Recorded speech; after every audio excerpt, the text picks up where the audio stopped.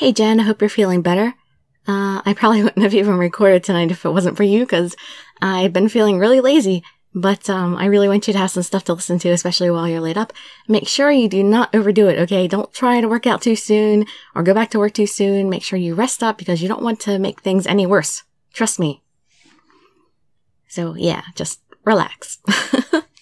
And watch lots of anime. I don't know if you finished Takuoki or not yet, but yeah, finish that if you haven't. I'm working on finishing that prologue myself. I don't know why they put it as, I don't know. You saw how they divided up. I don't know why they did that. But yeah, I gotta finish it up myself. Alright, well anyway, this is chapter 2 of Masamune's story, Imaginations from the Other Side.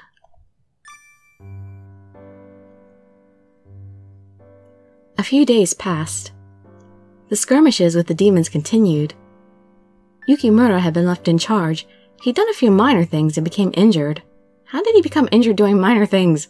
However, it was reassuring to have them here now. The dagger had really summoned heroes to help me. Since they'd arrived, the castle hadn't been attacked even once.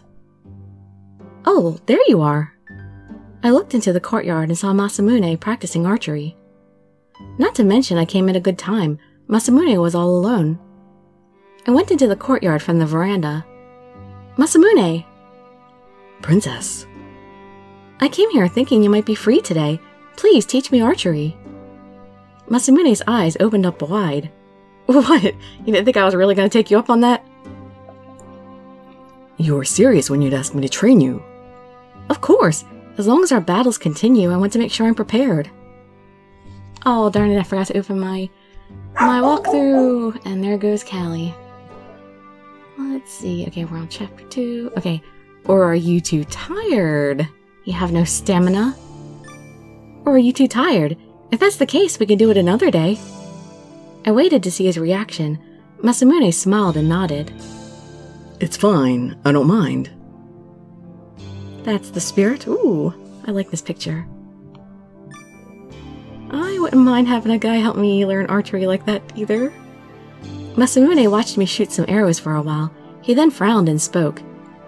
You're going too fast. Really? With your skill level, it's too early for you to shoot quickly. Calm down and aim at the target. But if I take too long, won't the enemies come and attack me? It's more frightening to have raging demons come at you because you missed your shot. I imagined a demon roaring as it rushed toward me. That really does seem scary. That's all the more reason to stay calm. Even if you tell her to calm down, she can't. Saya's pretty careless after all. Ah. Yukimura was walking on the veranda.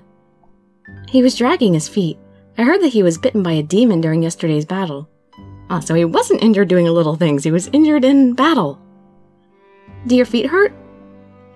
This is nothing. It's nothing special at all. He said that, but Yukimura didn't come down to the courtyard and kept walking. His injury probably hurt. Well, he's still walking. He was injured because I'd summoned him to this place. Princess. I silently watched Yukimura leave, and Masamune called out to me. Oh, no, it's nothing. Hey, Masamune. Hmm? Do you have any injuries, Masamune? Do you have any injuries, Masamune? Just a few scratches. They aren't very significant. I see. That's good. I felt relieved after hearing him speak nonchalantly about it. How's Yukimura's injury? Are you worried about Prince Yukimura?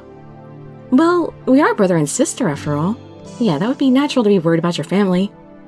I wasn't only worried about Yukimura, I worried about all the men. I worried about all the men that had been summoned here. It was my fault they were injured because I summoned them here. Then I'll make some potent medicine in a little bit and give it to Yukimura. Make? You're going to make it yourself? Indeed. Oh, he's a man of many skills. He can cook and make a medicine, and he's a good warrior. Masamune nodded very naturally. You can cook? Indeed. Otherwise, I wouldn't have said I would make it. I guess that's true. Well, cooking isn't exactly, hand in hand with medicine. Masamune spoke as if it had been obvious, but I thought it was very uncommon. There were many men who worked in the kitchen, but I had never seen a commander who could cook. I thought this yesterday, but do you go into the kitchen sometimes, Masamune? I do. What about it? I'm sure everyone was surprised. Masamune didn't fuss over it and chuckled.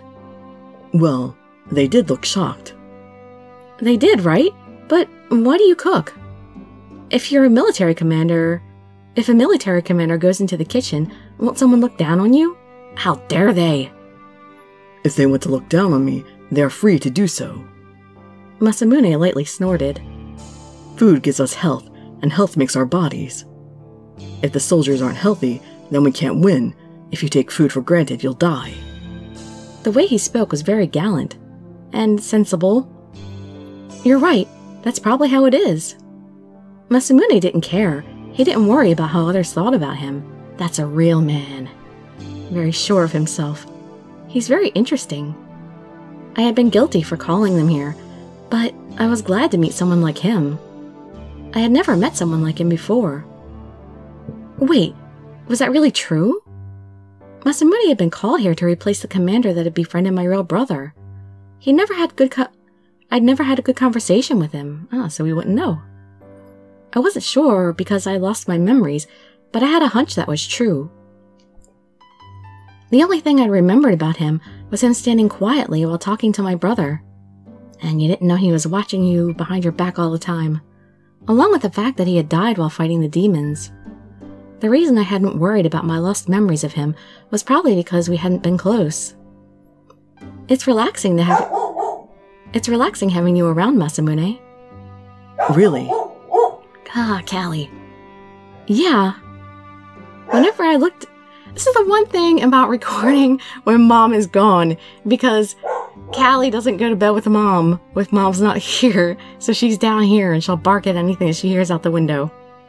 Or, sometimes she'll start licking herself and it's hard to record with her licking there and I have to keep stopping her. Alright, sorry.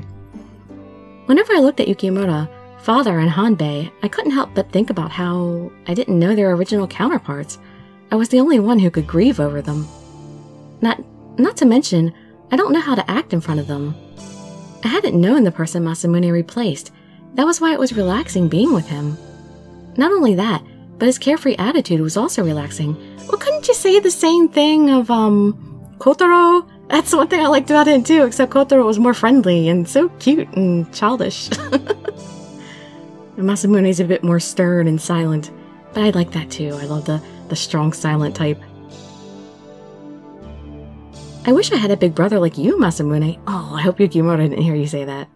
Is that so? Yeah, that way Yukimura could have someone to rely on as well.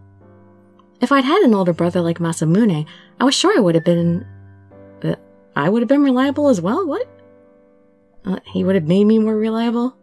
I'm thinking about such strange things. I quietly mumbled and laughed bitterly in my mind. As if I had any brothers. To begin with, I wasn't even related to any of the people around me. A few days passed. Nobunaga invited me to a tea party in the afternoon. As I climbed up the castle tower, I saw Yukimura ahead of me looking bored. What? He called you too, Saya? I could say the same to you, Yukimura. I was telling him I didn't have time for something so laid back. Yukimura crossed his arms and sighed. I glared at Nobunaga. What are you glaring at your father for all of a sudden? Yukimura's right. I came here to tell you I don't have time to relax and sip tea. What else do you have to do, Saya? What have we been doing lately? Originally, I was supposed to have had an archery lesson, but it was cancelled because of this. Oh, I see. That's something. I felt frustrated and spoke harshly. Even after we had complained to him, Nobunaga didn't care and made the tea. This castle doesn't have a single tea room?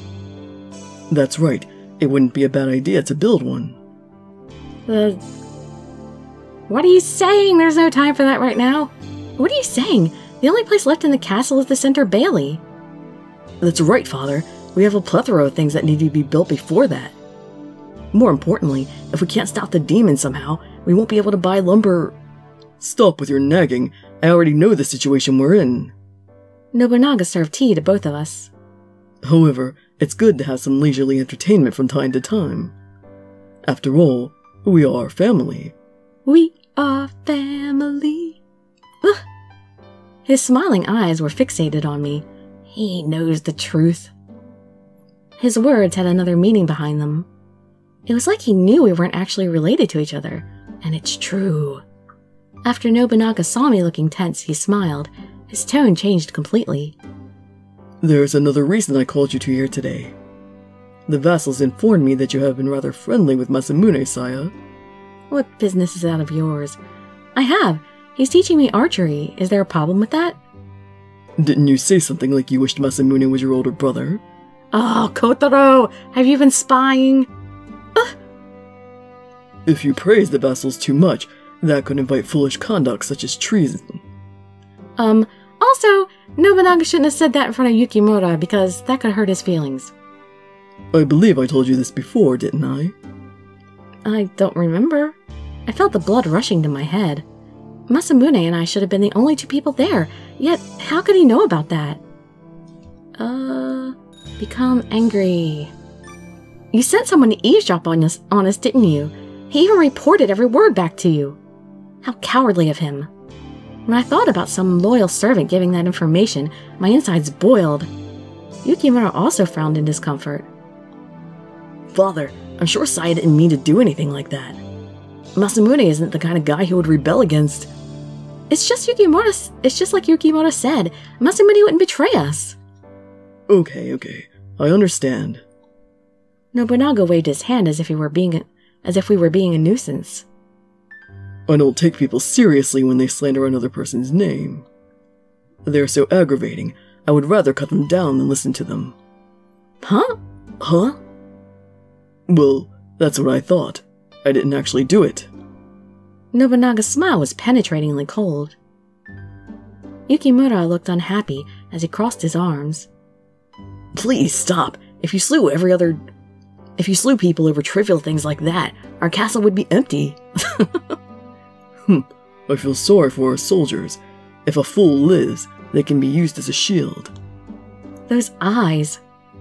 He's so frightening, but also sexy. I had goosebumps. It felt like, if he felt like it, he could kill a vassal without hesitating.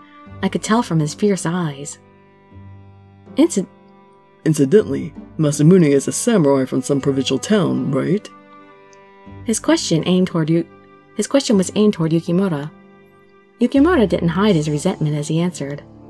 He came from a rural area to work here a short while ago. He seems like a man who quickly rose in social status. He cannot be trusted.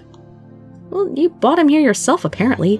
Yukimura, well, you know, my real father. Yukimura slowly moved his knees toward Nobunaga. Actually, weren't Masamune and Yukimura, I thought they were, childhood friends or something, like they grew up together. Masamune came this far thanks to his quick wit. You were the one who had promoted him, father. Even if you are my father, if you look down on him... Nobunaga waved his hand. I hadn't said those things. This is all the information for those nagging fellows. Who are these nagging fellows? But, princess, you're a woman, and Masamune is a man. There is gossip that Masamune is trying to entice you to becoming... your husband? I think they wrote that wrong again. There's so many typos in this game. Trying to entice me into becoming my own husband. His husband, I'm sure. They say that he intends to get on your... They say he intends to get on your good side and belittle Yukimura. I have no intention... I know. But, if you're fond of Masamune, keep in mind there are fools like that out there. Yes, father. Depending on my actions, I had a chance of being a burden on Masamune. Nobunaga put his elbow on his armrest. He pulled out his fan and pointed it at the teacup. Come now, what's wrong? Drink up before it gets cold. It was like Nobunaga was taking pleasure in our current situation. I was angry, but I grabbed the teacup. Yukimura, I have no intention of belittling you. You don't have to tell me. I already know that. Yukimura also spoke in displeasure and drank the tea in one gulp. Then again, as long as Masamune is comfortable, that's all that matters. As I thought that, I loitered around the barracks. Again, you're gonna get accused of eavesdropping again. It always seems to be that Hanbei's here around the corner talking when I'm in the hallway. Many vassals had lost their homes after the demons attacked. That had been the case for Masamune's original counterpart as well. Now he was sleeping in the barracks with other people. It was a room full of men, so I could hear their rough voices leaking out. In the past, I hadn't come here often. But what should I do? I was curious, so I came here. I knew Masamune was inside, but if I called for him, people might think badly of him again. I'd come to ask him if he was doing okay, but that might make the situation worse.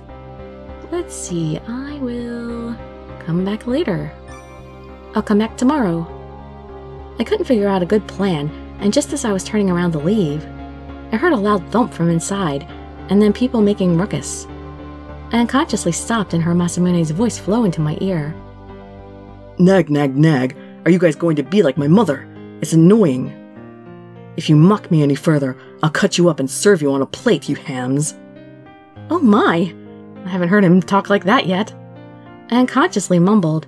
I then panicked and covered my mouth. I then quietly walked away. Once I got far enough from them so they couldn't hear, I let out a burst of air. I was so surprised. Even Masamune can yell like that. It was just like him to talk about food because he was so fixated on cooking. I had thought he was calm and I thought he was a calm and composed person, but he had a way with words when he was angry. But I wonder what had happened. If Masamune had become that angry, it must have been something big. It must have been teasing him about Princess, or complaining to him about Princess. I hoped it hadn't had anything to do with me. I looked back on the path I came from. However, I couldn't hear anything from the barracks anymore. Well, chapter 2 is over. So saving, and we'll pick up in the next video, which I am going to record now. I'll record a couple episodes tonight.